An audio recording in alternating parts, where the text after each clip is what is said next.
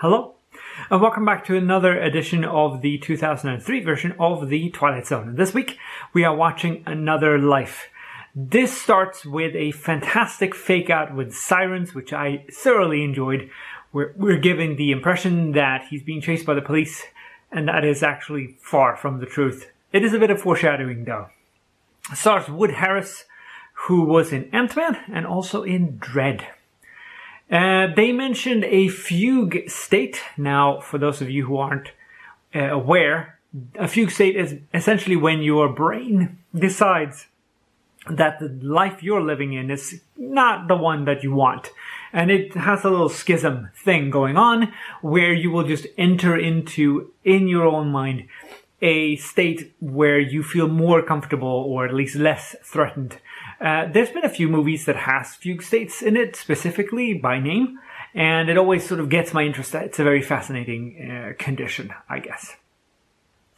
Brian Markinson, who plays the psychiatrist, he has a lot of doctors in his filmography. It's a bit weird, actually, that he has a doctor on this show and that show and this show. There's something about him that makes him get casted as a doctor a lot. I guess his agent is very focused in and serious about that.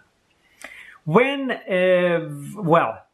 Gordon's, I guess, gets beaten up, these are some lovely bruises. Good job. Blood on the t-shirt is not that much of a big deal, but the bruises on the neck, it's a nice touch. I think they did a good job there. The episode itself, while interesting, it brings to mind a lot of the other Twilight Zone episodes that deals with similar things. So having the same cast play different roles in the two different sort of lives, if that's what we want to call it, then we get back to Shadow Play, which was all the way back in 1959. Remember that one? The guy who was being led to his execution over and over, and sometimes his wife was married to the judge, and sometimes she was married to the district attorney, and sometimes she was the priest. It was like there was all this sort of commotion. It was great. I like that episode.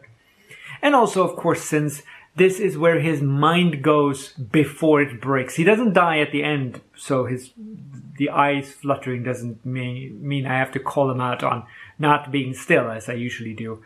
But still, the idea of your life being something else before you die also reminds me of an occurrence at Owl Creek, which was in 1961. That episode came out. So there's a lot to this. Now, next week we are going to rewind slightly and look at the very, very recent past. And I look forward to backwards to seeing you then. Take care now.